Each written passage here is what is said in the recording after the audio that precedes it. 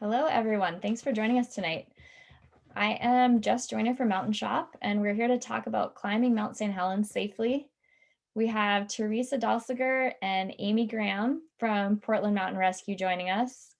Teresa and Amy will go in depth on the characteristics of Mount St. Helens. They'll explore the terrain, features, hazards, and safety that will equip you to safely enjoy this Cascade volcano. As we go along, Teresa and Amy will be monitoring the chat. So just type any questions you have in there and we'll get to them at some point in the presentation. And with that, I will turn things over to them. Welcome, Teresa and Amy. Thank you. All right. You. Amy, do you want to start to introduce yourself? Yeah, my name is Amy Graham, like Jess mentioned. I've been with PMR for 4 years.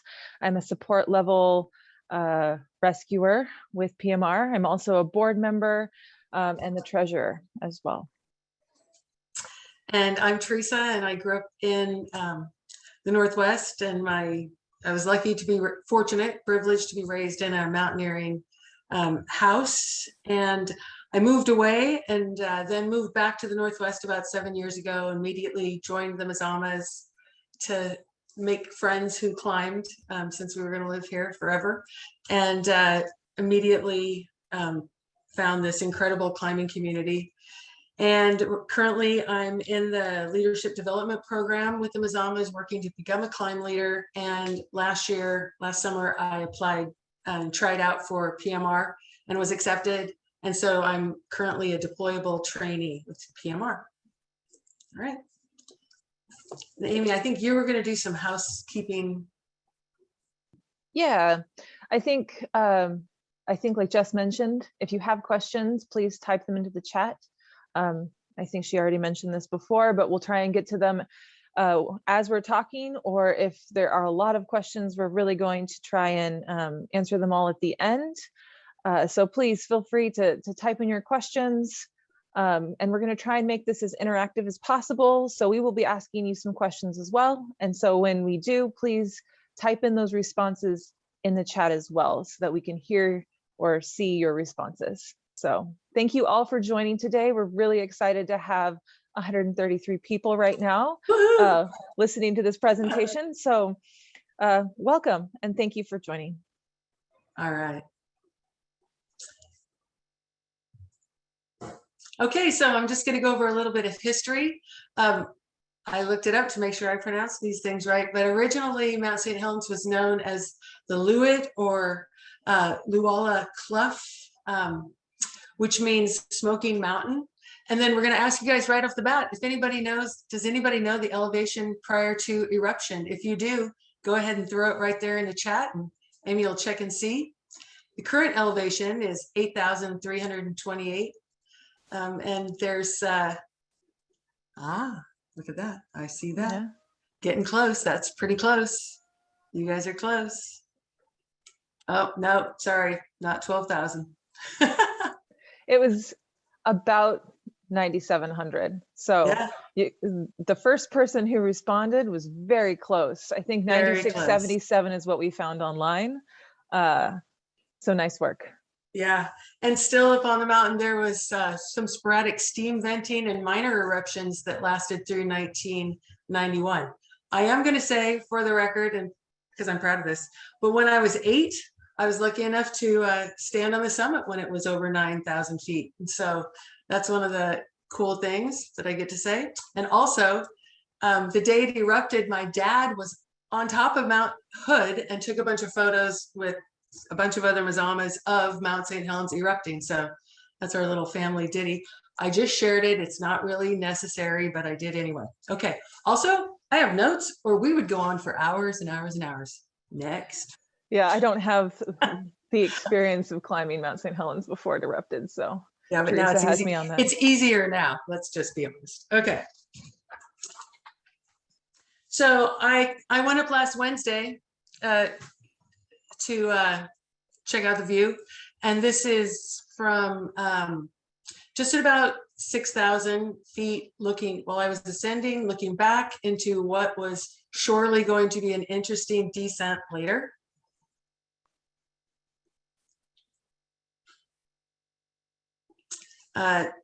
Same day is on the left. I saw a total of 7 people, by the way, last Wednesday. These guys are walking back down into that cloud. We were on the Worm Flows winter route because it's winter. And I put in a picture from last year of this is 2 years ago, of a Monitor Ridge route climb on the 4th of July. And what I think is interesting is you can see the conditions. While they're, one obvious thing is there's less snow, but still there's that ever hovering cloud below as you start going back down the mountain. So I wanted to just share that as a point of interest. And next on the top left, we have the coming out of, really getting closer here to Chocolate Falls. And that's about what the snow looks like as of last week, but it's starting to dump right now, so it'll be a little different. The top right is also the Worm Flows route. And that's just an example of what can happen when the wind scoured just landscape becomes crazy. If you can see a little bit closely onto your screen, those are people's footprints that where the wind has been so blown, so scoured that that's all that was left, was that sort of inverted boot print. On the bottom right is what the crater can look like in the summertime. And then on the bottom left, our friend Paige is a big skier, and she's up there towards the crater also. All right. So the goal here today is to talk about climbing Mount St. Helens. I think that's why most all of you are here today. So we just wanted to give first a brief overview of what to expect in this presentation and what we're going to cover, like Jess already mentioned. First of all, I want to say that Mount St. Helens is a strenuous climb. It's not a walk-up climb. It's a strenuous climb, and it could take a long period of time. And we're going to go into that a little bit more in the upcoming slides, but I wanted to highlight that already. But it's also not technical, right? It's 20 to 35 degree slopes, but there are areas of steep scree and snow, and it does require backcountry skills when skiing. And there's considerations that you really should keep in mind while climbing Monitor Ridge or the Worm Flows route. And that includes avalanche safety, traveling in the snow, managing the weather, whether it's cold or whether it's hot, and the scree conditions as well. So we're going to talk about each one of these things and make sure we answer all of the questions that come up. Okay, so for those of you guys that are new to mountaineering, and we also are aware that there will be many of you guys on this at this meeting tonight that have climbed Mount St. Helens, that have climbed lots of mountains. And by the way, we're going to ask you guys to feel free to jump into the chat as well and give your observations. That would be amazing.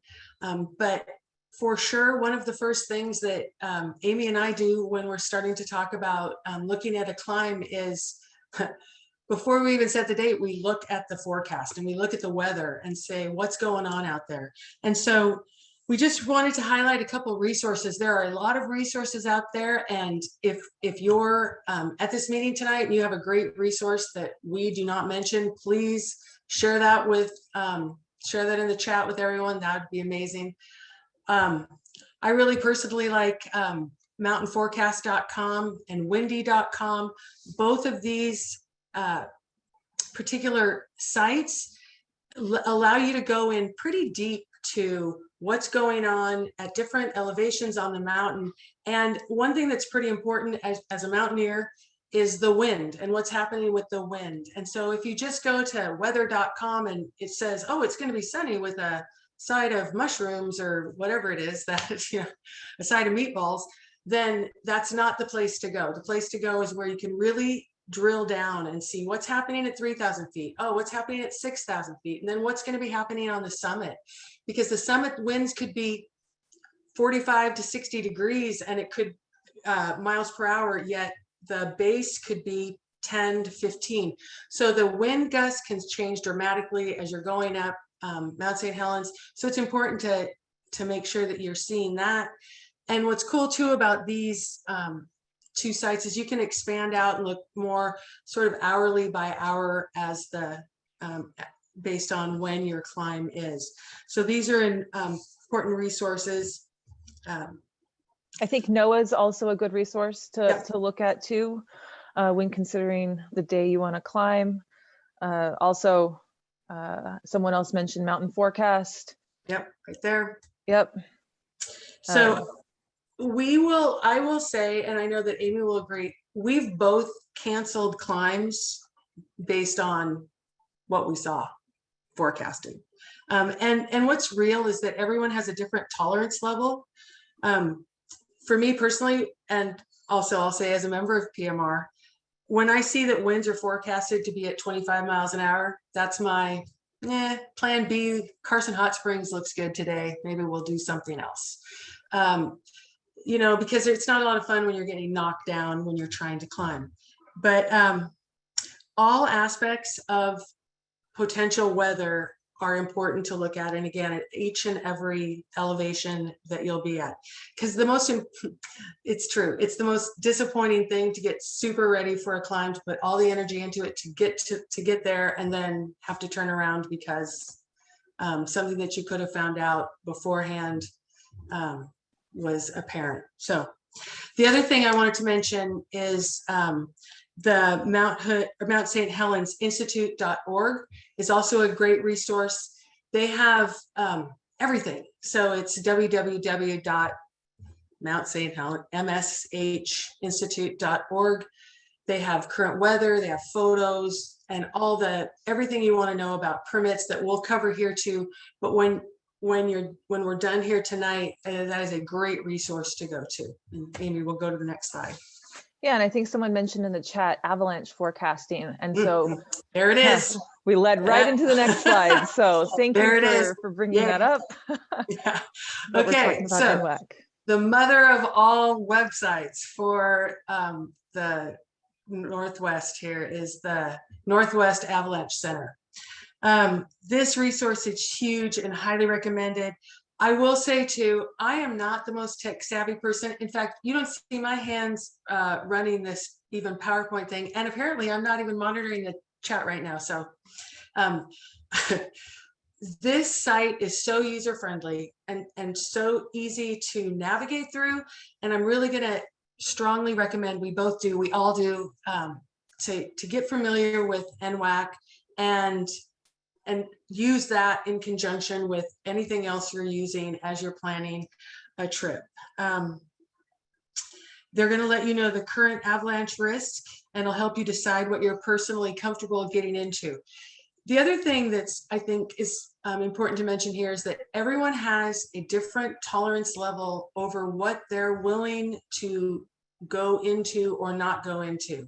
For me, when I see it says the avalanche risk is considerable, it gives me huge pause to think, is that really how I want to spend my day or 2 days? Do I want to do that? So NWAC is the great place to go. We are not going to be diving into any sort of big avalanche awareness discussion tonight, but do note that the Mountain Shop is hosting an avalanche awareness virtual event just like this on March 15th at 6:30 p.m. And you can go on over to Mountain Shop now or afterwards or whatever and sign up. And I know that they will give you a huge tutorial about using their site as well as some avalanche awareness information. All right. And I see a couple questions in the chat regarding permits and what we do ahead of time when there is avalanche and weather that kind of sucks coming up. And so we can talk about that more when permits, but I think someone else mentioned in the chat too, that in the winter, you don't have to get a permit until you get to the trailhead. And there are a period of time that we'll show here in a few slides as to what those dates look like when you do need a permit and when you can do a self-issue permit at the trailhead itself. So thank you everyone for answering the questions in the chat as they come up as well. We appreciate the help while we are going through these slides. So thank you. All right, so next up, we're going to talk a little bit about gear. What we have listed here is gear for a summer fall climb of maybe Monitor Ridge. And then we also have a spring winter climb of Worm Flow's route. So this is just a very high level packing list. Do not just bring these things. You'll probably need other things. But the 10 essentials are a big piece of what you would want to pack. And now what's included in the 10 essentials are also inclusive of a few items down below. But does anyone want to fill into the chat what is a part of the 10 essentials? We're gonna give that a few minutes. But while we get some feedback here. Yes, first aid. First aid for sure. I'll be quiet. No, you're fine. Definitely want to bring plenty of calories and water for either routes. Insulation layers, even in the summer, you want to have something warm because that wind at the summit can be pretty cold. Gaiters, summer, but also in the winter and spring, gaiters can be important too when you have snow going down into your boots. And so gaiters are something to always consider. Crampons in the winter and spring with an ice axe, always important. Remember to take those crampons off if you are glissading. Oh yeah, we're going to talk about that later. 100%. Exactly. Definitely you want sturdy boots. I think you want boots for both summer, fall, and winter, spring. Trekking poles or skis, either Sure. as well. And then don't forget your permits, your parking permits, and your climbing permits as well. Yes, and somebody wants to bring a Sherpa and a mule. So I fully Very good. support those things if they were allowed. Unfortunately, I don't believe we can bring mules on the mountain. Sherpas, if they're willing. All right, so let's move forward and talk a little bit more in detail on the 10 essentials. And so I know a lot of people had mentioned this, and I also saw something and I want to highlight. Yes, if you're bringing an ice axe and crampons, you definitely want your helmet as well. So thank you for bringing that up. A helmet is very important if you have your ice axe out. Part of the 10 essentials, you want I'm going to interrupt. Yeah. And I want Julia to know that we are going to talk about glissading. Yes. Safely. Thank you. You're welcome. Navigation, that includes compass, an actual hard copy of your map. It also can include your Gaia on your cell phone, GPS. Remember to bring a battery pack or something to charge your cell phone if you are using that for your map and compass, but you always want to keep your map and compass with you as well, because things can die, things get cold and don't work. So keep that in mind. And Amy, yes, this is a great time to talk about Alpine Savvy and the GPS tracks. Yes, that is a great point.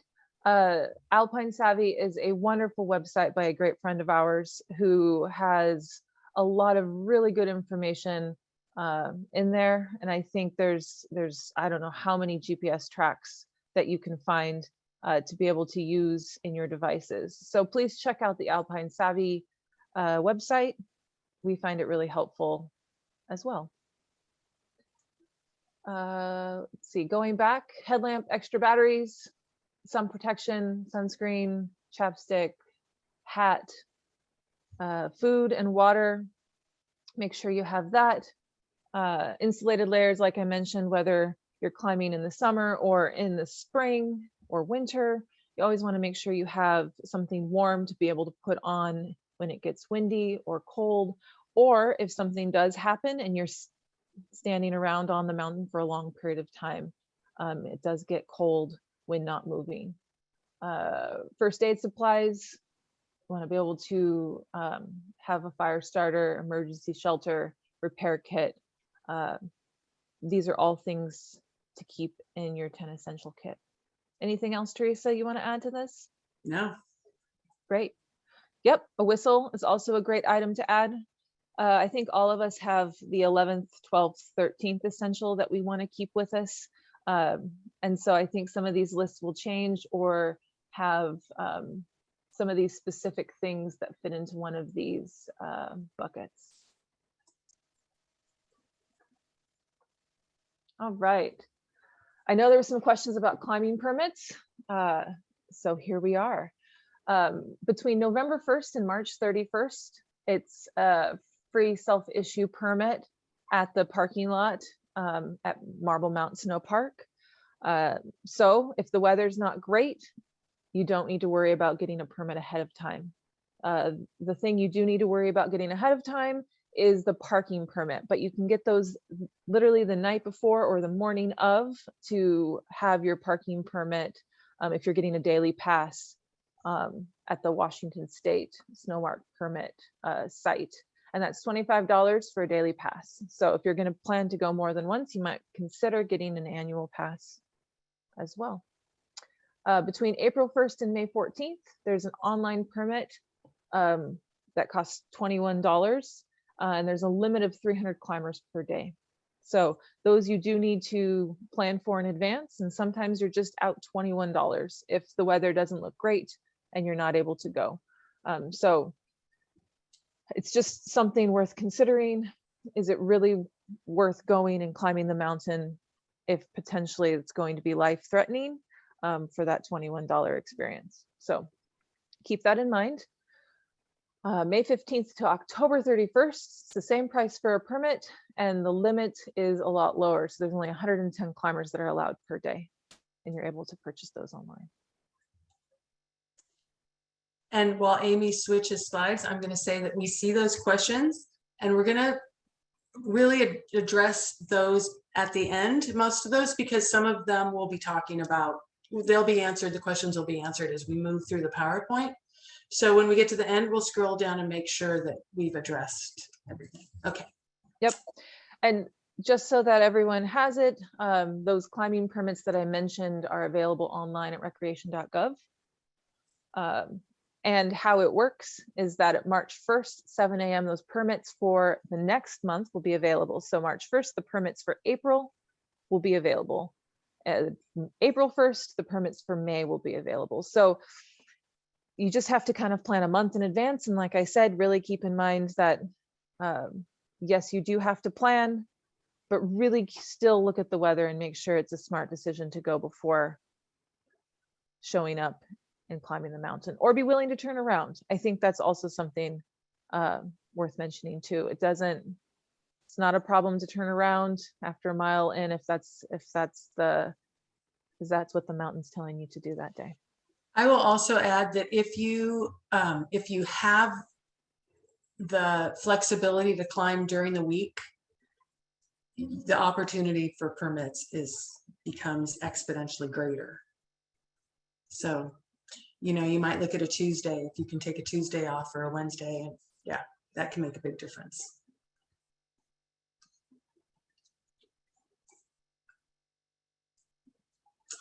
All right.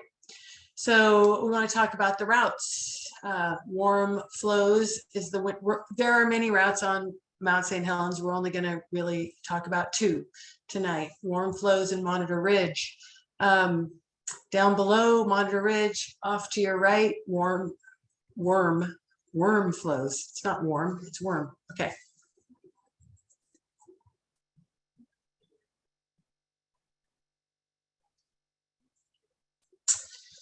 So this is I really like this overview of the area.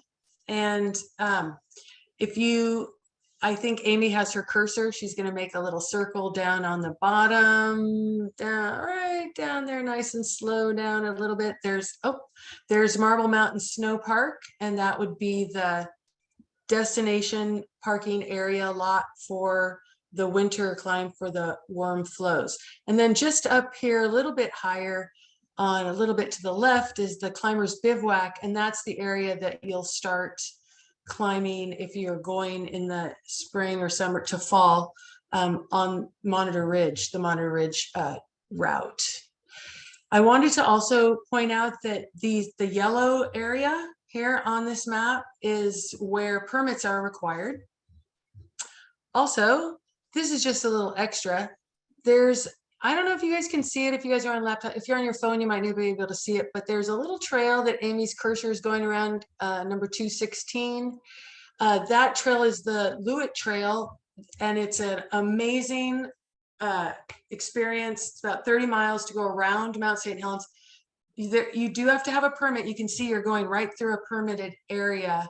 I did it in, I stayed 1 night or 2 nights. You could do it in 1 night. You can do it in 2 nights, 3 nights, whatever, you know, it takes for you, or whatever you want to make your plan for a backpacking trip. But we're not going to go into that tonight, but it's another really cool way to see the mountain. And so I probably shouldn't have mentioned it at all, but I want to. Anyway, carry on. Next slide. Yeah, and this is just a topo map that'll show a little bit more of here on the left. Well, she's on the right. On the right, we have the winter route starting down here at Marble Mountain. And this, by the way, the winter route is approximately 12 miles, just a little over 12 miles round trip. And then the Climbers Bivouac, the Monitor Ridge red route over here, the summer route, is approximately 10 miles round trip. And I think you're getting ahead of yourself, but I believe that's on the next slide as well. Sure is. Okay. Worm Flows, Marble Mountain Snow Park. So we'll say it. We can say it over and over, but it still won't change anything. Parking's limited. There's a lot. There's some overflow parking, and then there's a road to park to try and park on it. So be aware that on busy week, as we get closer towards the spring, Saturday, Sundays, and you say, oh, I'm going to get up at 2 in the morning, I'm going to drive out there to Mount St. Helens, and I'm going to park, the lots and all the overflow parking may be full. So just keep that in mind, and really be talking to your climbing party or people that you know, and make some decisions around that. For the Worm Flows, the climbing is winter through late spring, 12 miles approximately round trip, with an elevation gain of about 6,500 feet.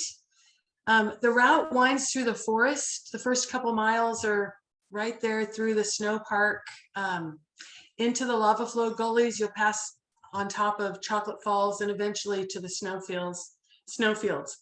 And by the way, this round trip of 6 to 12 hours is a really good gauge, because sometimes you'll talk to people and they'll say, I did it in 3 hours and we were home. And some people will say it took them 15 hours. I'm somewhere in the middle. Last week I was up and back in 9 hours, and I was happy with that. So, you know, it's not a race. You have to be aware of how much light there is in the day, especially when you're climbing in the winter. So that'll come up too on suggested times to start. But that's the overview of the Worm Flows. One of the questions or statements, I guess, in the chat is talking about the cornice and how I'm a little close to the cornice here. What are your thoughts on that, Teresa? So I actually took that photo. That is Amy on the up there, and where we were was, it was within our comfort level, and we both felt very safe.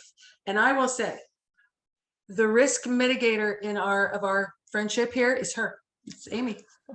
I'm the one that'll go jumping off the side. She's not jumping off the summit, no. But if what you don't see is the rest of this, I guess, rim of Mount St. Helens here, and we were pretty far away from what we thought would break if a cornice were to break here. Yes. So yes, there always is that risk, and we are going to talk about those risks and things to keep in mind when at the summit of Mount St. Helens. And I think that is one of them, is the cornice here, and trying to evaluate whether or not you are too close to the edge, or if you were within that safety. And on that day, what we could see. Mm-hmm. Yep, for sure. All right, moving along to Monitor Ridge. Monitor Ridge, starting at the Climbers Bivvy. This is primarily a summer and fall climb. That's me on 4th of July. 10 miles round trip, Más o menos, 4,500 foot elevation gain. So, you know, it's Mount Defiance in Oregon. There you go. Only a longer slog with bigger boulders. The route starts in the dusty, just a good forest trail, sends to boulder strewn ridge. And I'm going to put an emphasis and poke a pin in that boulder strewn ridge. Oh my God. There's a lot of boulders being gracefully covered in the snow right now. Then in the summer, not so much. So that's a good part of the conditioning of climbing that Monitor Ridge route, ash slopes, and eventually to the snowfields. Same, approximate round trip, 6 to 12 hours, especially if you're not in a race and you're just enjoying the day. Yep, and I think now we have a couple more pictures we wanted to share in terms of the different routes now that we've talked about them a little bit. So let's see if we can pull those up. Yep, on the top, Monitor Ridge, bottom Worm Flows, one in July, this one on the bottom left February 2022, and our friends skiing. Same, more pictures. The top is one of the seismic stations that you'll see, seismic stations that you'll see when you're climbing the Monitor Ridge route. They are a little farther away when you're on the Worm Flows route.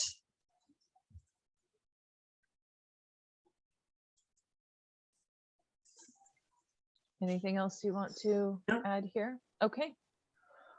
So let's see, moving on. All right. This is another picture of worm flows. I think we just saw that in the last slide. And you can see more climbers up ahead here, but we really wanted to give a little more detail about what the climb looks like and kind of more specifically about your start times and what more details are included. What were you saying, Teresa? No. Nothing. Okay, I thought you had something to add. All right, so when starting the climb, especially since it could take anywhere between 6 to 12 hours, depending on your capabilities, the weather, the time of year specifically, you want to make sure you have light. An alpine start is good to consider sometime between 4 and 5. Plus, it also helps with the parking situation to be able to allow yourself time to park before those parking lots fill up.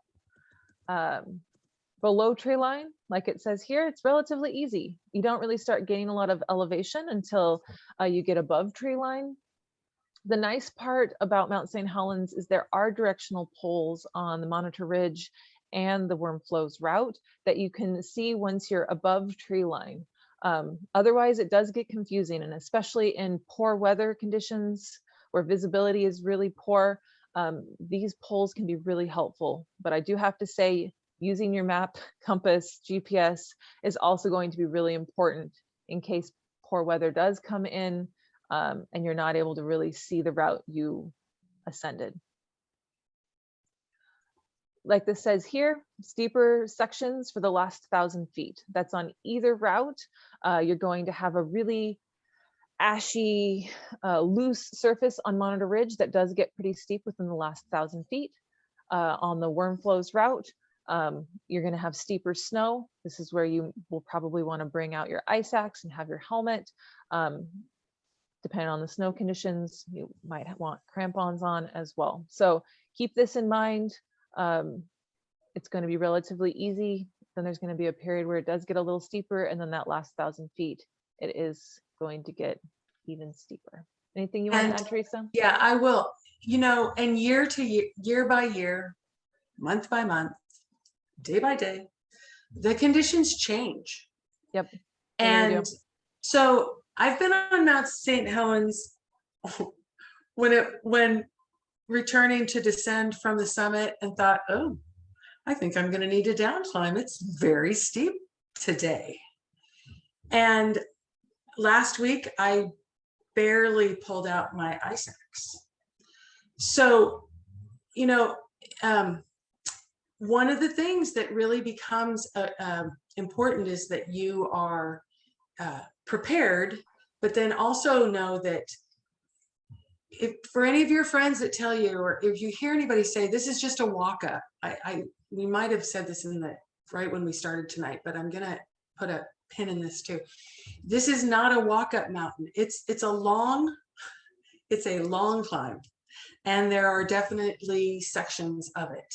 And as you get past 6,000 feet, you know, it does start to become steep and icy. And this year with the winds and just the way it's been and not enough snow, I know it's snowing right now, but it makes for a very icy, you know, more dangerous descent, frankly.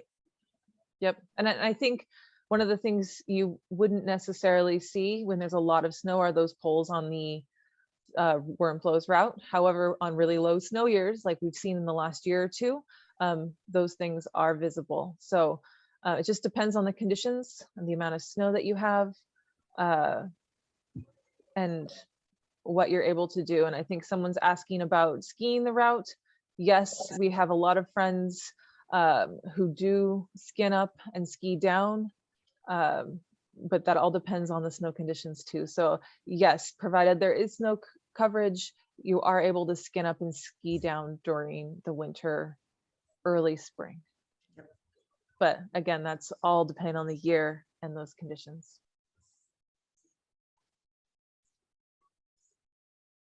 All right, so here's a great picture. And I think the question is here, are they going up or are they coming down?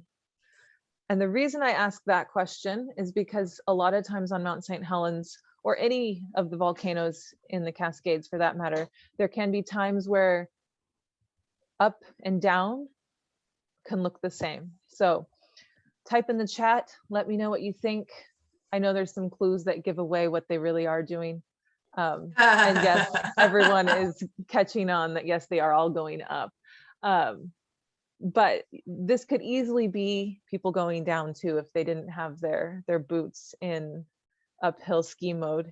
But I just thought that was interesting because yes, the weather, the cloud cover, the visibility can all change how the mountain looks, how the route looks, and it's hard to tell up from down sometimes. There's a question about bringing snowshoes in the winter. Again, I'm going to say it just depends on the snow conditions.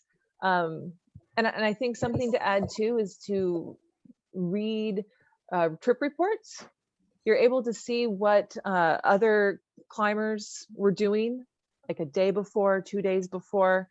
You're able to kind of see, did they need snowshoes? Was it really icy? But keep in mind that's as of that day. So you really want to watch the weather, understand if there was snowfall recently. Snowshoes can and have been helpful in the past on Mount St. Helens. But once again, it really depends on the conditions.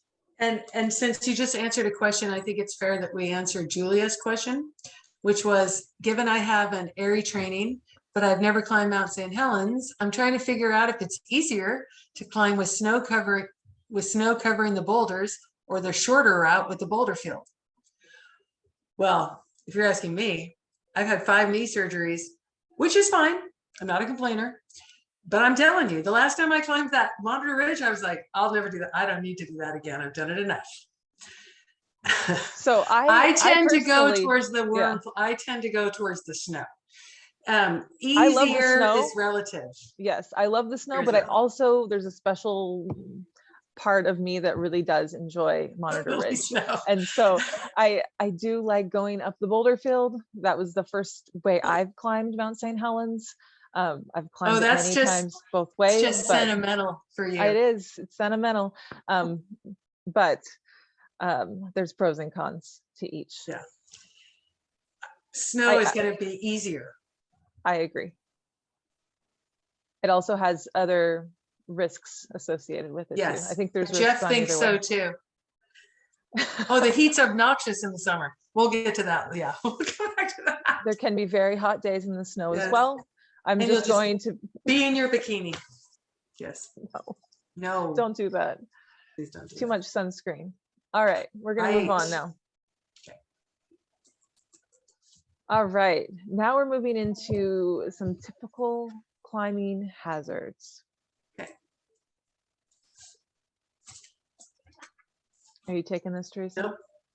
Okay. So some hazards that you and anyone who's up on the mountain can find is it can get really cold. We've talked a lot about wind. We've talked a lot about having enough insulated layers, but hypothermia is something that is a possibility up there. Avalanches are something else we talked about, looking at the NWAC site and understanding what the snow conditions are.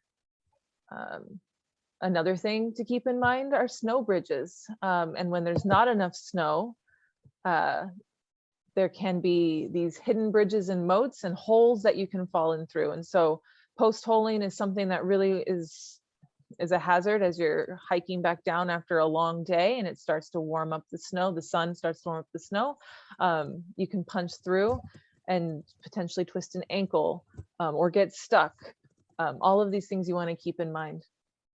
Rockfall is another hazard, especially on Monitor Ridge when you're hiking up or down.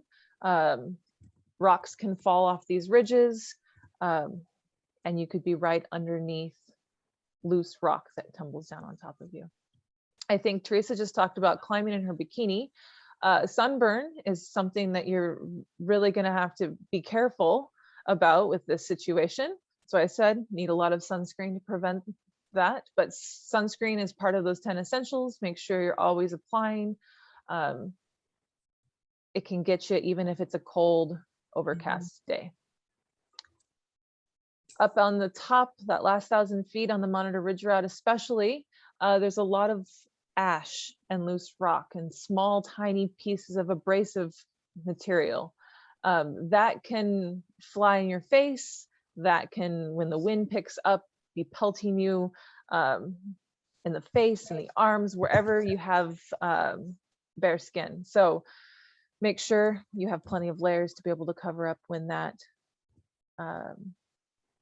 happens too. I think I'm reading the chat here and it looks like, yes, windblown ash is harsh on the skin. I've experienced this firsthand. All right, we've talked about this a little bit, but the rim hazards are something you really want to keep in mind when you get to the top. You want to make sure you give yourself enough space at the edge because the cornices can collapse. So you want to keep in mind what you're standing on and how close to the edge you really want to get, because what you're standing on might not actually be dirt and rock below you. It could be air. So you want to stay back from the edge. We're saying here for safety purposes, you want to stay back at least 100 feet. But this all comes down to your safety awareness and how comfortable you feel when you get up to the top. Teresa, do you have anything to add? Well, this is a wider view of that earlier photo. Yep. From the same day last year. Mm-hmm. And so we were a little farther back than it may have even appeared. But I felt very comfortable because as you can see, even if you look over to the right, you can see, well, and that's true, Jeff. I mean, there's no, Yep. Yeah. If the cornice breaks and you aren't, and you're standing on it, Game over. Game over. But we felt comfortable that we were far enough back based on what we could see. Yep. And like we say here on this slide, it's difficult to judge from above. And yes, so, it'll be it's being recorded, and we will ask Jess to send it out to everyone. Yep. All right. And that's true, Anita. You could take other people with you. Definitely. All right. And I know we had some questions about glissading and descent hazards specifically. So glissading is a really nice way when there's great snow to come down the worm flows route. I would not recommend glissading on the Monitor Ridge route because it's all rock and not great conditions. So the time we're going to talk about glissading is coming down worm flows when there is good snow. You want to make sure you take your crampons off. You want nothing on your boots when you're coming down glissading. So if you have micro spikes, you have anything on your boots, make sure those come off before you glissade. There's a lot of good glissading videos.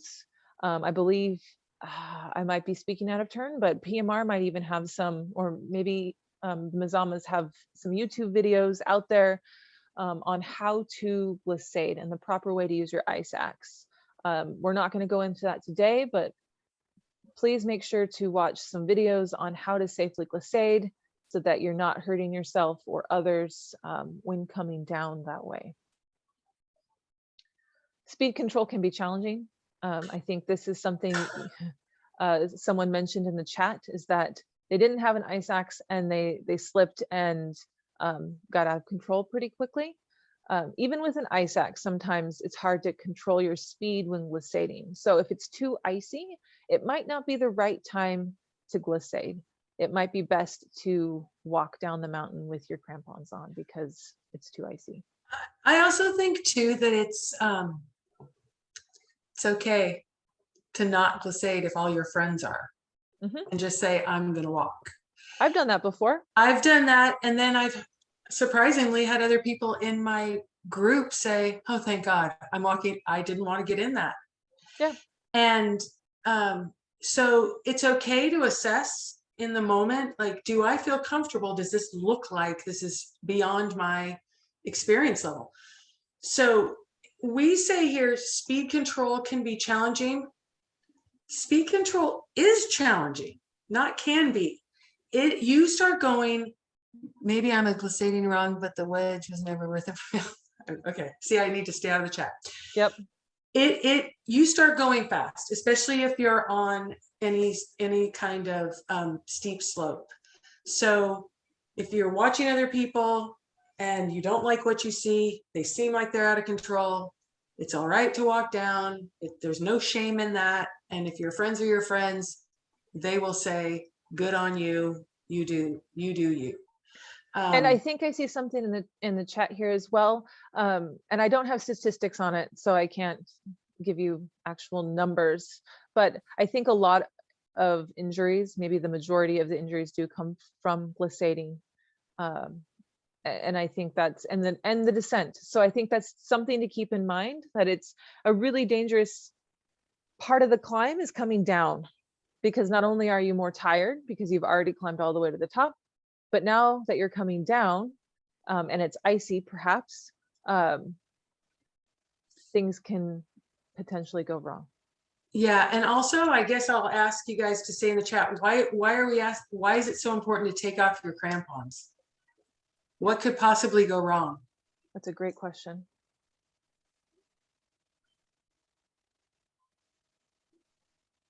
We don't have any answers though yet. We will. I know. Lacerations. Yeah, Snap stab an ankle, yourself. snap a knee, Oh. break your leg. So if we could see everyone, or if we had everyone raise their hands, I am sure there are many of us in this meeting tonight that have seen some terrifying glissading practices. I saw a guy recently holding his ice axe upside down and with crampons on. And he was like, I was too far away to go, oh, stop. Yeah. And it's not funny. I think we're seeing that in the chat. All of these things are dangerous. Yep. And not something you want to witness, not something you want to be a part of. And don't get lazy and just say, I'm just going to go on this little tiny chute. I'm just going to leave them on because I don't want to take them off, because that'll be the time that.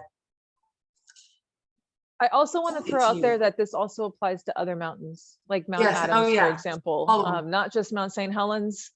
I know there's a lot of fun glissading to be had on Mount Adams, but keep this in mind that this is not just for Mount St. Helens, that this is a very dangerous piece on any volcano that you're climbing. Yeah, and the rock obstacles, that's a real deal too.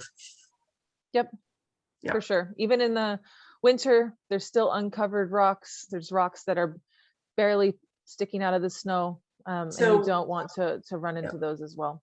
We will just put an emphasis on just start Googling safely glissading, and you'll get a plethora of good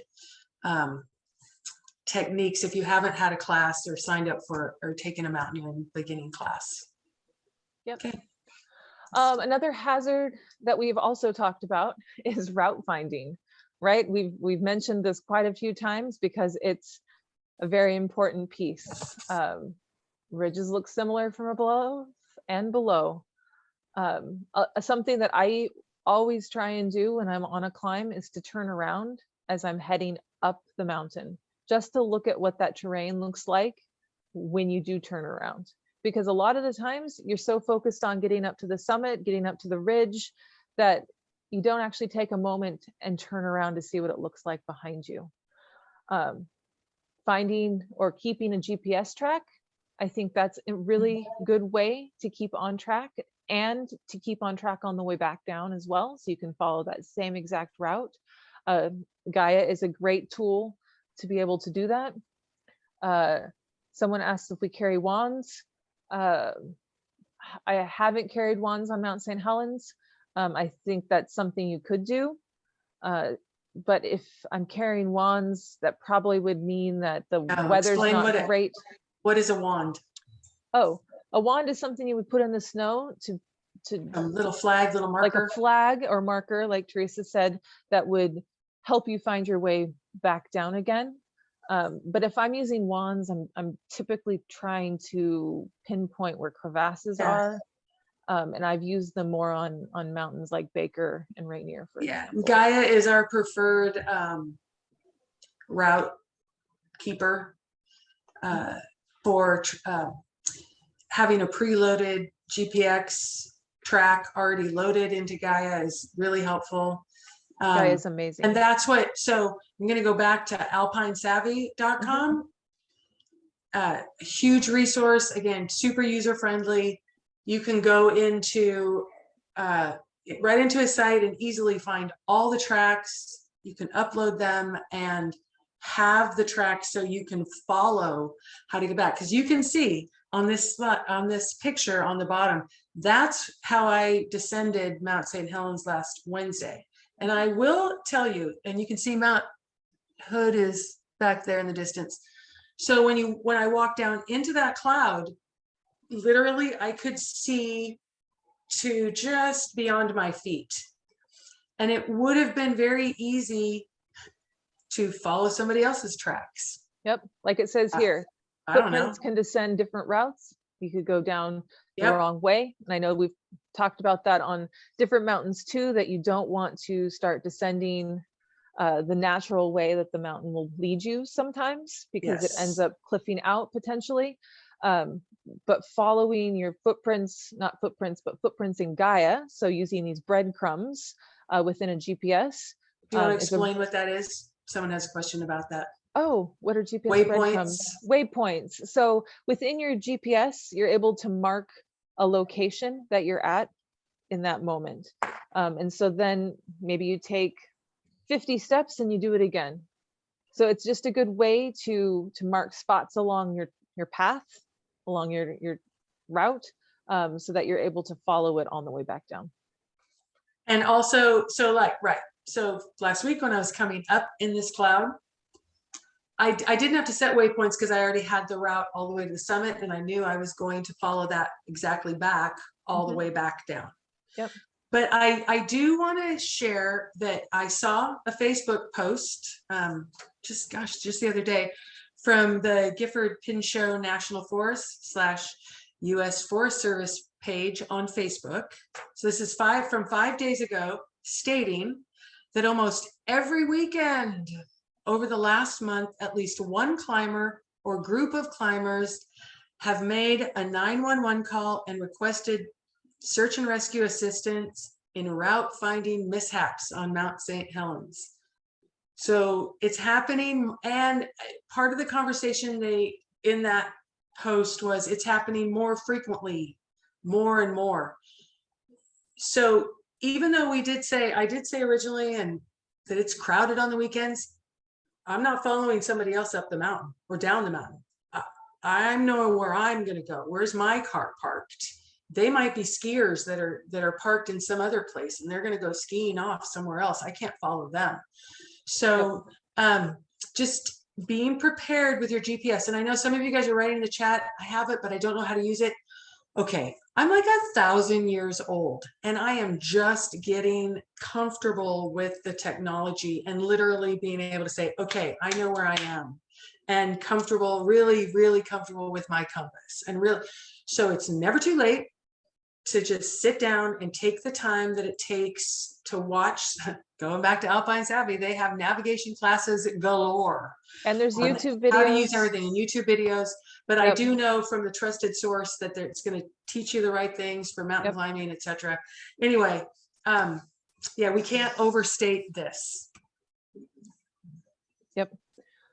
This is one of the biggest hazards, is route finding. So definitely get a app, GPS app, know how to read a map, use a compass. All of these tools would be very useful to get you back down. And my answer to the All Trails question just now, I have All Trails 2 on my phone. Gosh, I found it to be inconsistent, but I have it. And usually I have Gaia going. I also have 2 external battery chargers now that I carry just to be safe, because I always want my phone. And I also carry the Garmin InReach Mini, which we will, and I have the InReach also. which we will talk about here shortly in terms of but All Trails is okay. Yep. Yeah, I think it's okay.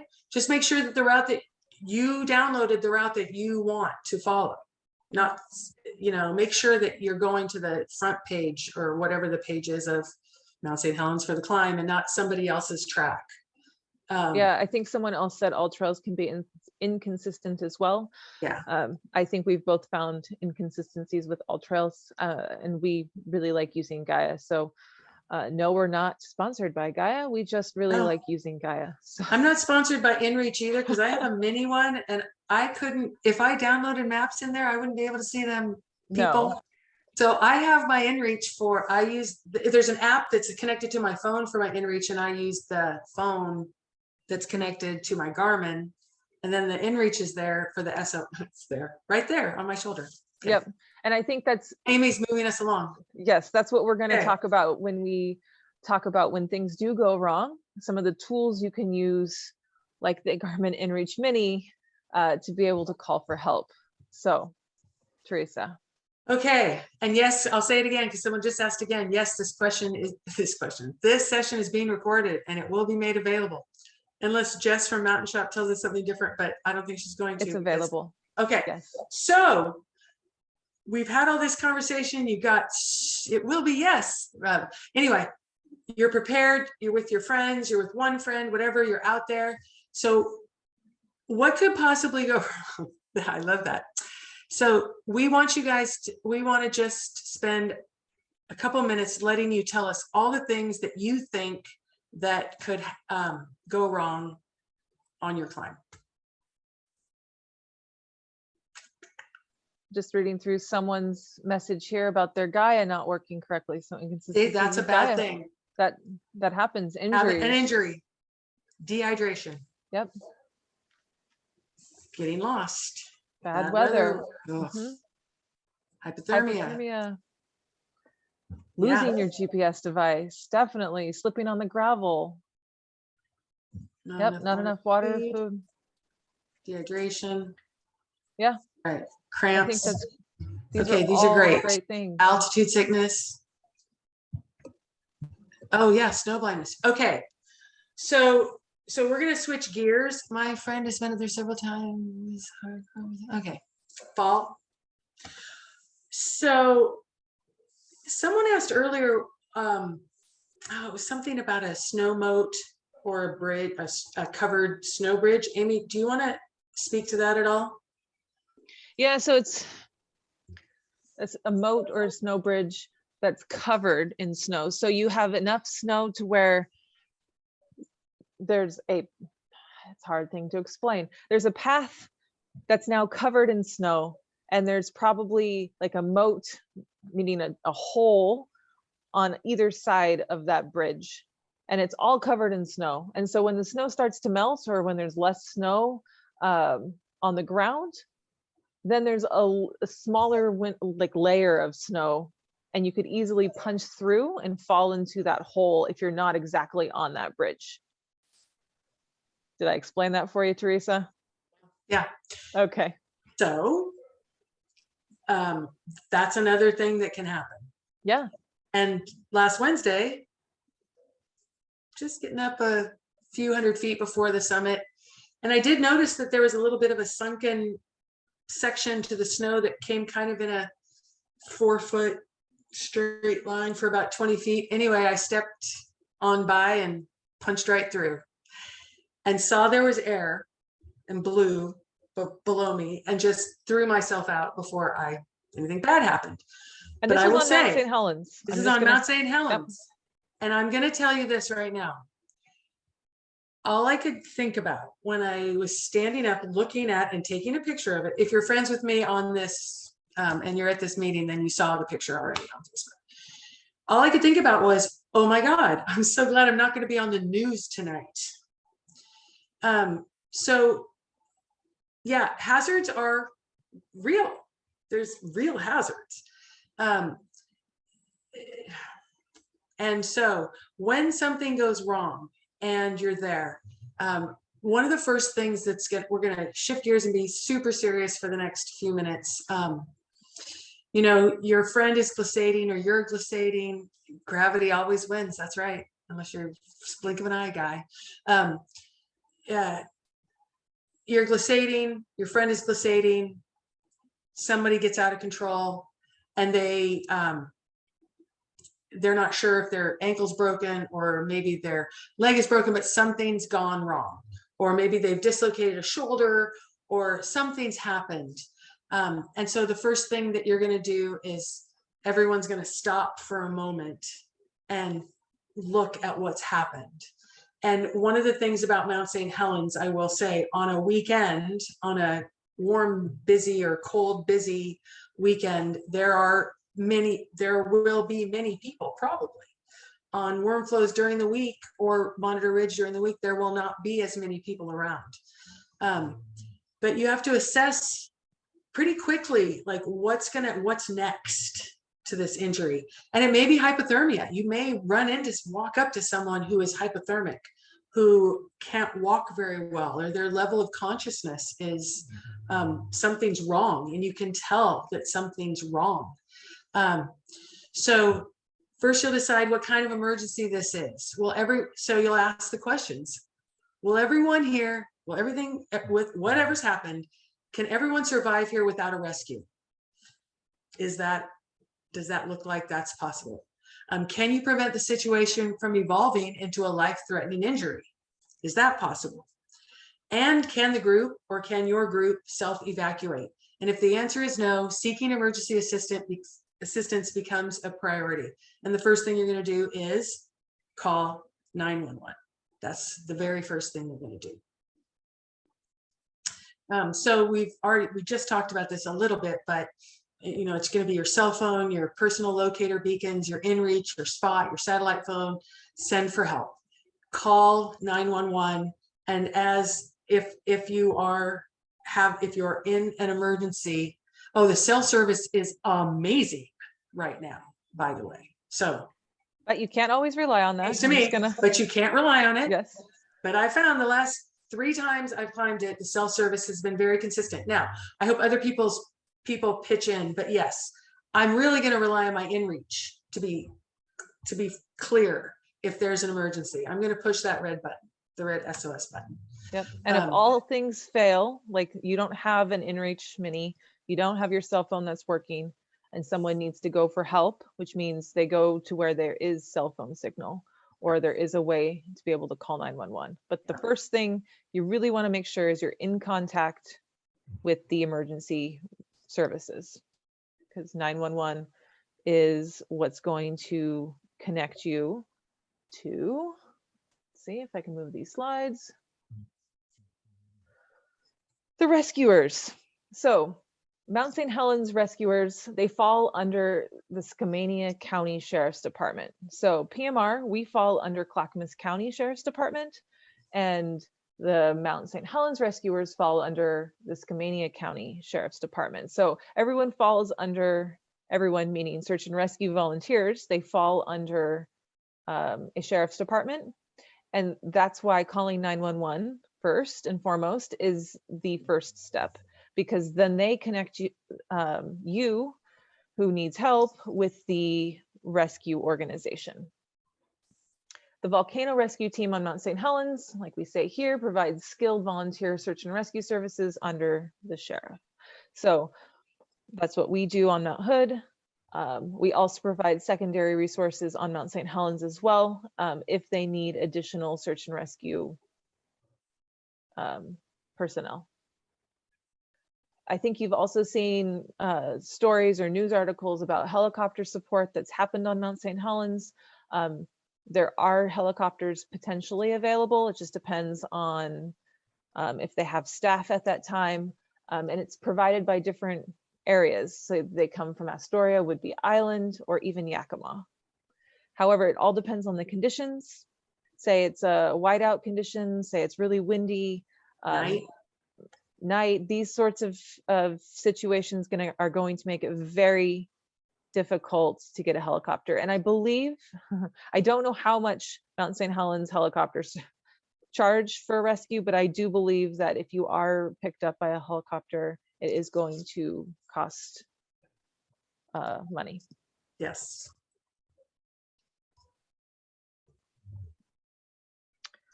One other thing we really wanted to talk about is a rescue timeline, because it's not so much that you call 911 and a helicopter arrives in 30 minutes and you're off the mountain. Unfortunately, it doesn't quite work like that. I know we've talked in previous lectures and Zoom informational sessions on Mount Hood that it can take up to 8 hours to get rescued on Mount Hood. A similar thing is Mount St. Helens. Things to consider when waiting rescue, or that can slow down the rescue timeline, is whether or not there's available rescuers. We are all volunteers, and typically most units are volunteer based. And so it just depends on how many rescuers can get off work. Is it the middle of the night? How long does it take through traffic to get cars up to Marble Mount or the Climbers Biovac?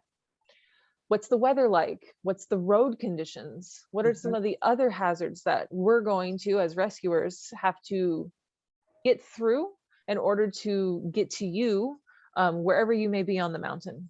So these are all things to keep in mind when there has been a situation, knowing that you might have to stay put, you have to hunker down, you have to try and stay warm while you await for a rescuer to come. Anything else you want to add, Teresa, to this? Yeah, I would say that just as we're talking about this, it's also part of what you talk about with your friends that you're climbing with, or your, you know, as you make, or you're with yourself, maybe, that as you make decisions throughout the day. So maybe you're going slower than you thought you would be, and you know it's going to get dark at, right now it's 6 o'clock. And you think, well, I could be to the summit by 6. Well, then you're only halfway on the mountain. Yep. Or you think you're going to get to the top by 4, and you still have to come back down.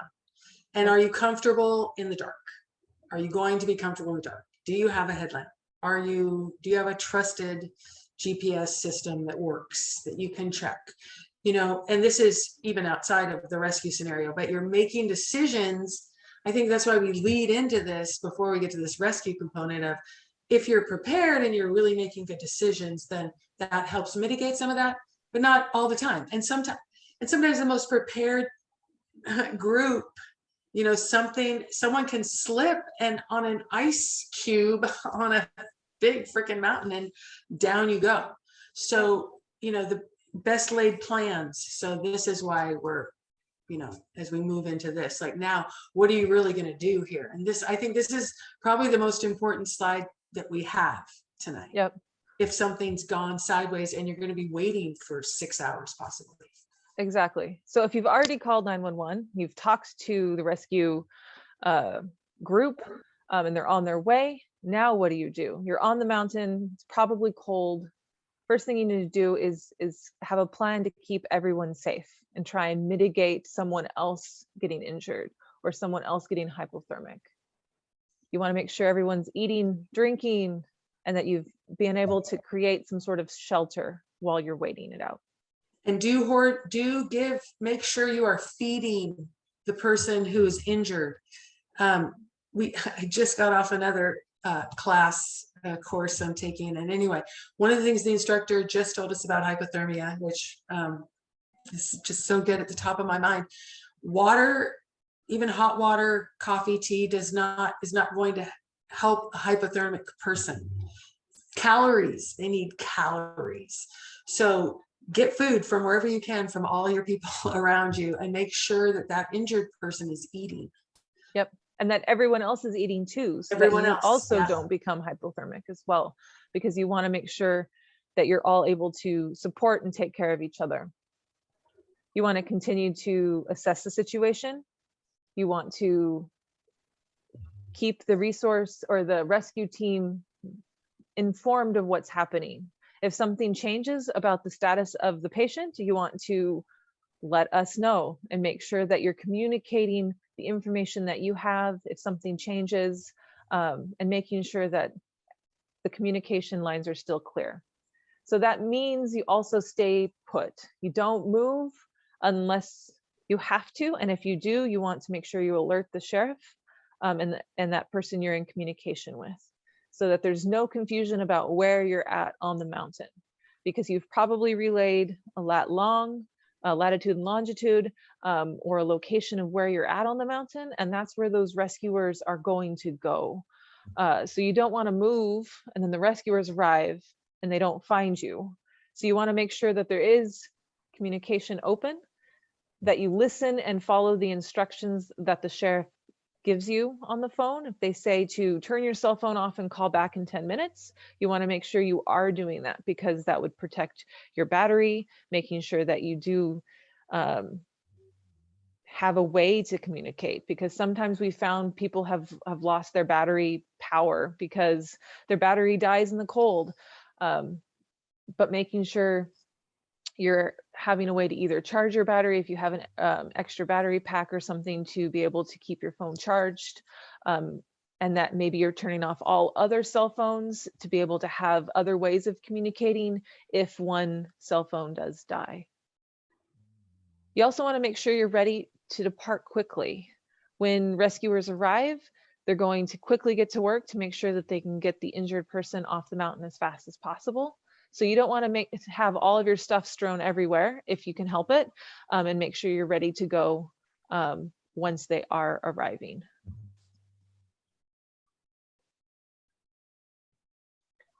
When rescuers arrive, I think this is also really important to touch on. Let the rescuers take the lead. We've been trying to assess the situation and really get to work, and to be able to do what we need to get someone out to safety. We will ask for help if we need you to help out in any way. Mostly we will want to know what happened and what the status is currently of the patient, and what's been happening for the last however long period of time. And we might ask for things like, can you help carry this thing out? Or can you help hold something? I think those are the things that we will be asking for help with, but most of the time it's best just to sit back and let us take care of the patient and make sure that that person is able to get to safety and to medical help as soon as possible.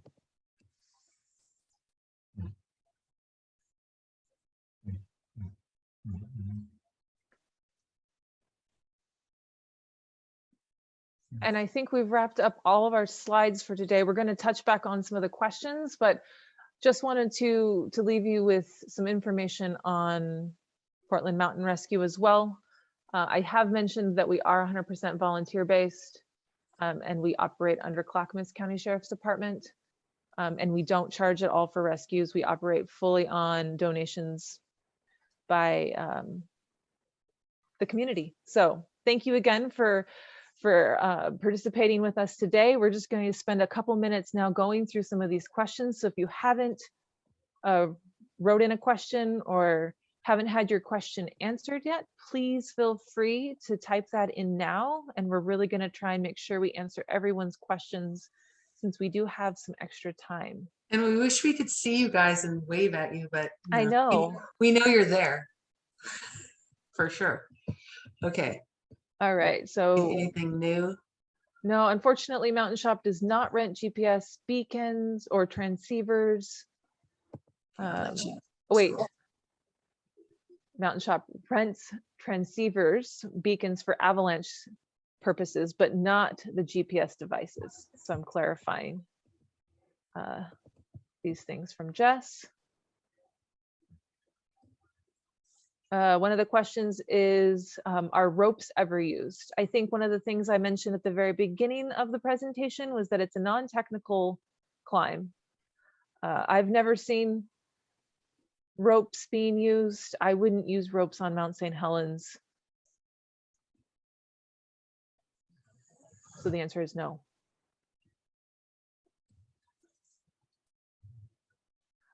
Question is the Mazamas. So the Mazamas is a climbing organization in Portland. And they offer classes on mountaineering. I know there's a beginning climbing class, as well as intermediate and advanced classes as well. They would teach you skills such as how to use ice axe, crampon use, basically all the basics like Teresa mentioned. So it's something to check out if you want more information on some of these skills. Can you camp anywhere on St. Helens, or are there designated areas? I know there are permitted areas for camping. I know in the summer there are camping areas like at June Lake, but most of these are permitted spots. And I think the best place to go for more information on camping, because I don't have all the information on where to camp, is to go to the Mt St Helens Institute or the Northwest Forest site. Does someone have that information? What is that? If someone has the site that I'm talking about for the Northwest Forest Service, they would have a lot of good information about camping. It's the Gifford Pinchot National Forest. Thank I you. don't know what the, yeah. But also the Mount St. Helens Institute.org. Yep. They will have all of that. And someone else wrote a question about, we mentioned camping on the 30 miles. That's not up the mountain, that's around the mountain.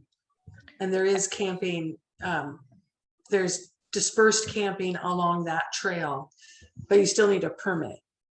And there's also sections that you're not allowed to camp. Yes. On that trail. And you would as well. find that out as you did your research. Correct. Okay. Yes, I believe this is going to be available. PMR will have it on as a YouTube video, as well as I believe the Mountain Shop will be sending this out. Just please correct me if I'm wrong about Mountain Shop sending this out. I'm not 100% certain about this, but I do know that PMR will have this available. Yes, the answer is yes. A YouTube video. She just said yes. How do you decide if a bivy bag is worth carrying? I don't know. I have one and it's always worth carrying. Mostly for someone else, if someone else needs it. That's why I carry it. But I might need it too.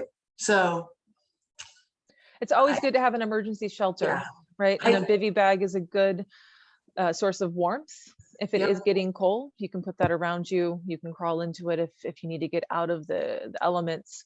It's just a good emergency piece to keep in your bag. Where would you recommend a newbie hook up with experienced groups to do the climb, Mazamas? I don't have any mountaineering friends. So there are Facebook pages. So I could go down this road, Amy. Facebook pages like Pacific Northwest Mountaineers. I see people reaching out. I see people reaching out in the Oregon hikers and climbers. Hikers and climbers, I believe. Hikers and climbers. The Mazamas are also Julie. A great place. Her name is Julie. There's a Pacific Northwest women's climbing page that you might want to check out. The Mt St Helens Institute also has guided climbs of Mt St Helens as well, I believe. So that's also worth checking out if you wanted to go up with someone who knows the mountain and leads these climbs every day. And also you had 133 Mt St Helens friends earlier on this, just at this meeting. Yeah. So REI, I think, does hikes They and do. climbs of They Mount St. do. Helens as well. Meetup groups. Yep. The Institute has guided climbs. Yep. Thanks, you guys, for helping us answer these, because that's really helpful. Do you have any recommendations on how to train for the climb? So my philosophy is to just start moving. So move. And I mean, get out there and go hiking. And if you can't go hiking out in the gorge or someplace, just start walking around your neighborhood. If you belong to a gym, get to the gym and start training in there. But honestly, you can do the 5 miles or the 6 miles or the 12 miles round trip, the 10 miles round trip. If you are in relatively, good physical condition and you are able to go on if you can climb Dog Mountain, for example, for sure, you're going to be just fine on Mount St. Helens, except unless you discover that at 6,000 feet, you get altitude sickness. And then that's not the same. And then that's different. So I just think that training really is about moving. So if you say, hey, I'm going to climb Mount St. Helens in a month, then you're going to set some goals to be hiking or start tracking some miles. What would you say, Amy?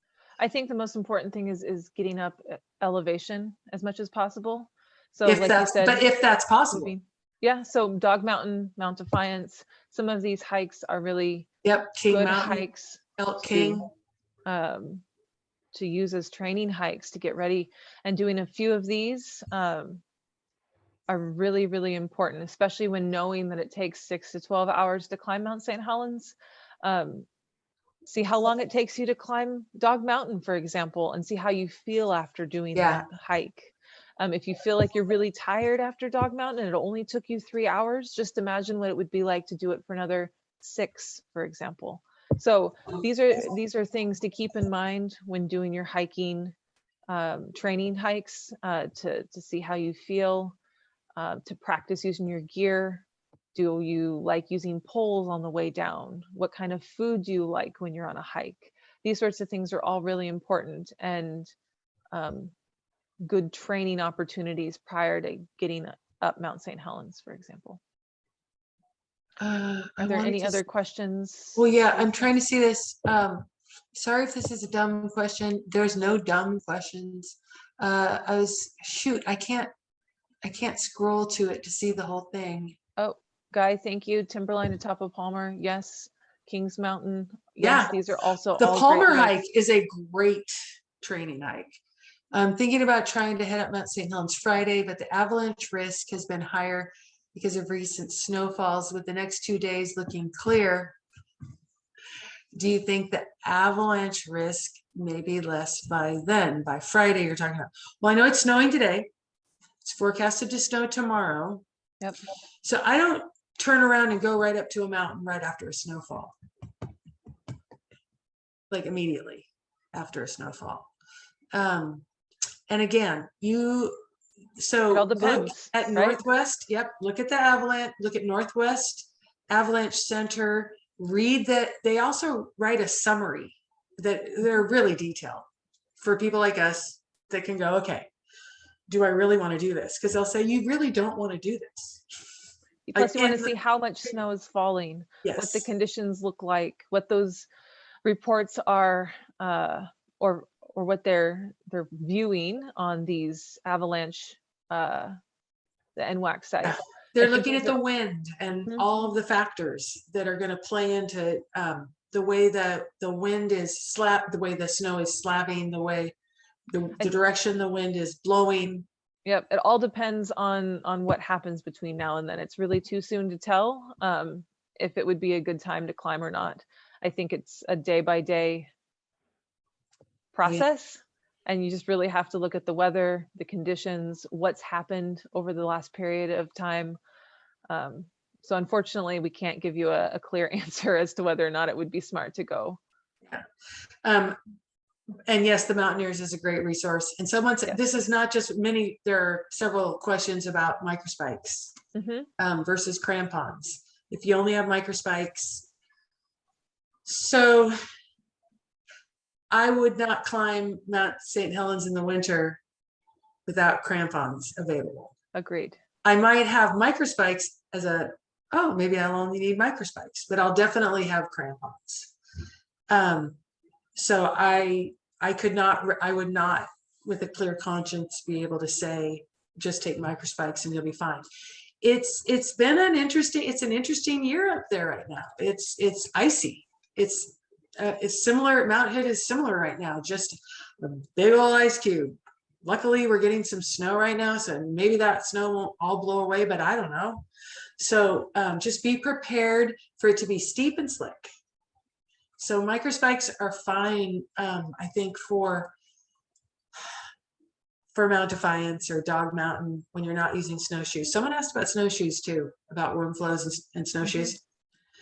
If it's snowed a lot, then you'll want to have some sort of flotation device, and your friends might be skinning up, or you might be in snowshoes, or there might be a big track already, foot track already laid down, but you can always have your snowshoes. Yep. Yeah, still have the crampons with you, because you have the crampons, you have, you might have snowshoes carrying, and I don't know, leave the microspikes at home, maybe. Yep. One of the questions is asking about rental gear. I know Mountain Shop rents gear. Yeah, Next Adventure is also an option, but I've always found that Mountain Shop has really great gear for rent. And I am gonna give a plug for Mountain Shop, not because they're sponsoring this. Yeah. Brought to you by Mountain Shop. No, but because everyone in those departments they're climbers. I know for a fact, because some of them are volunteers for PMR, some of them are mountaineering friends of mine, and I can ask any question and they know the answer. And I think that's really important. When you're getting crampons fit, go to a place where you know that the people that are fitting your crampons to your boots are mountaineers or go climbing. Also, someone else asked about boots. Do you need mountaineering boots or hiking boots? Okay, so I have worn hiking boots in the winter with universal crampons, steel universal crampons on Mount St. Helens. But you want to make sure your hiking boots have a stiff sole. Exactly. So these were not like tennis shoe hiking boots. These are bomber, like what's the brand? Oboes in Montana. They're like mountaineering hiking boots. I mean, they're good. So there's just a tiny step down from my mountaineering boots. There's a question about snowshoes can be worn on descents. I think that just depends on the conditions.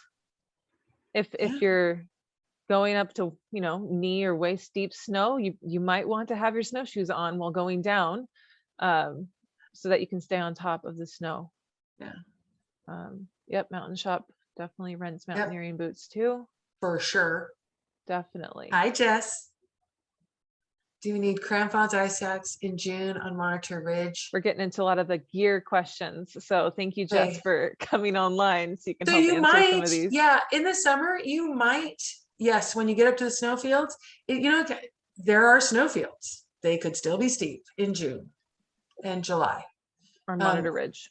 On Monitor Ridge. Can we talk about hiking in the heat? Not September. May's too hot. May was too hot already.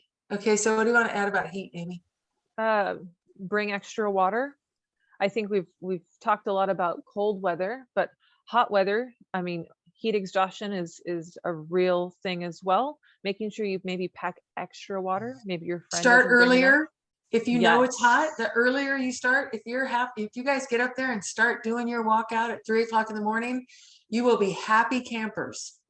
If it's there'll be a beautiful sunrise as a reward along the way. Make sure you bring your GPS so you know the route you're going in the dark, but definitely leave earlier to get through some of that climb before it really gets hot. The guide for water is, it's going to swing dramatically.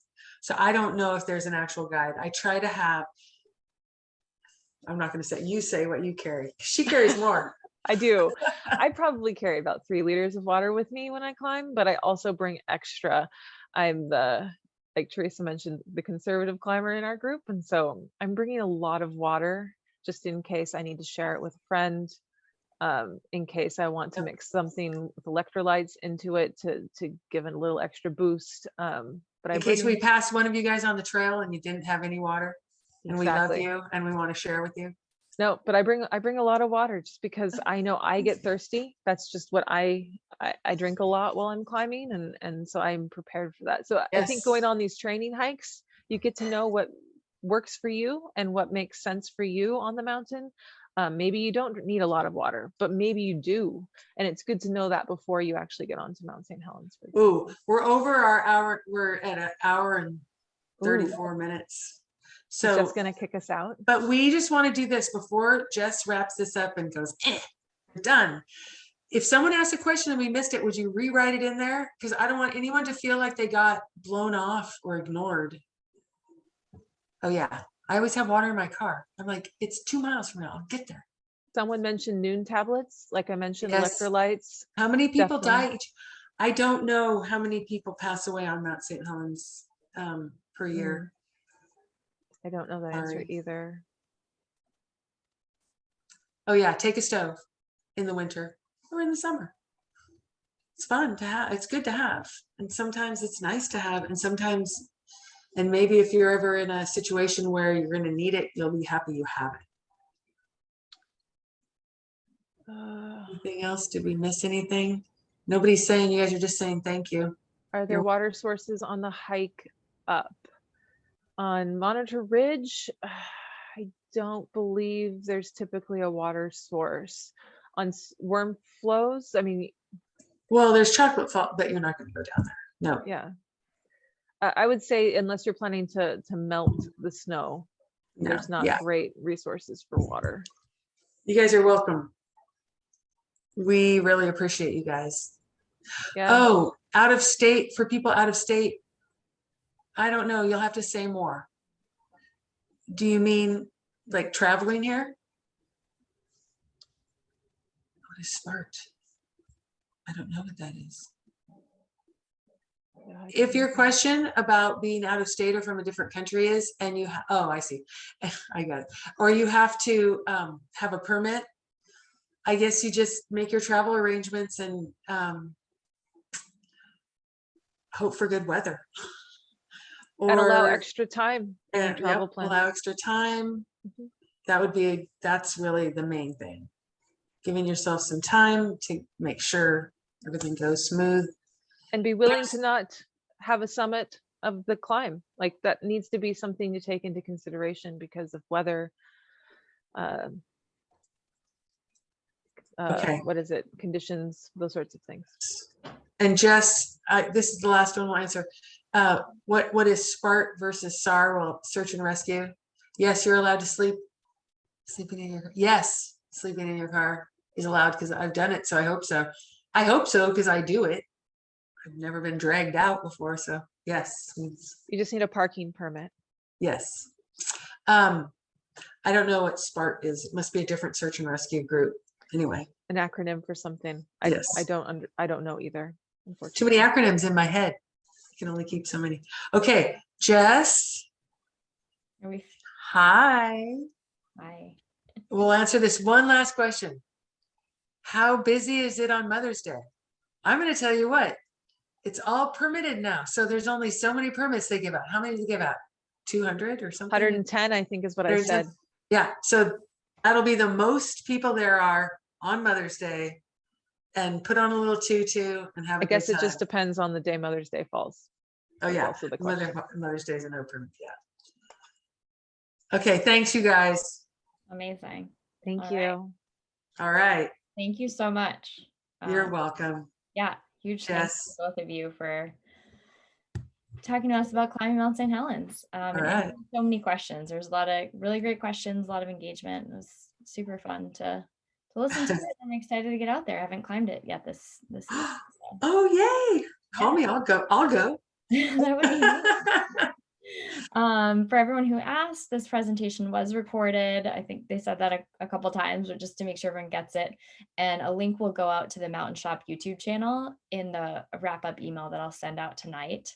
I'll also throw in some of the other resources that we were talking about, some of the websites and guide GPS and all that stuff. So if you are just getting into mountaineering or interested in climbing Mount Hood, we have another presentation on March 4th, also with Portland Mountain Rescue. So you can sign up for that through our website.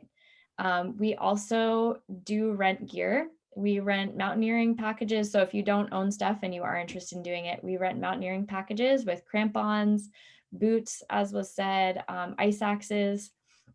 We also have some really nice winter camping tents by Hillebrand, which is like a high-end mountaineering brand. So if you want to, sleep halfway, we have those. We also have Avalanche rescue packages. So we have transceivers, shovels, and probes as well. So an easy way to get out there, and you don't have to, it's not a huge price tag, making it accessible for people.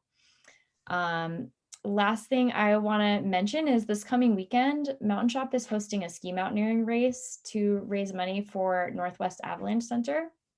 So it's at Mount Hood. It's going to be on Saturday, the 26th at Timberline. It's an uphill only race at Timberline. So it'll be skinning uphill. Fastest person wins, and we'll have lots of prizes. It's no pressure. It's kind of all different skill levels and ranges. So it should be fun. And then on Sunday, the 27th, we have another race at Ski Bowl. And there's a recreational course and a long course.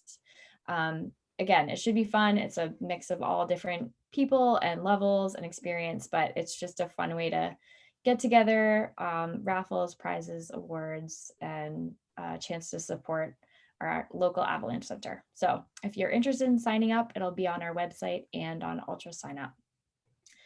And yeah, I think that's it. So big thanks again to Teresa and Amy. It was really great to chat with you and have you here. And we will see you all around next time. Yeah, right on. Bye, guys.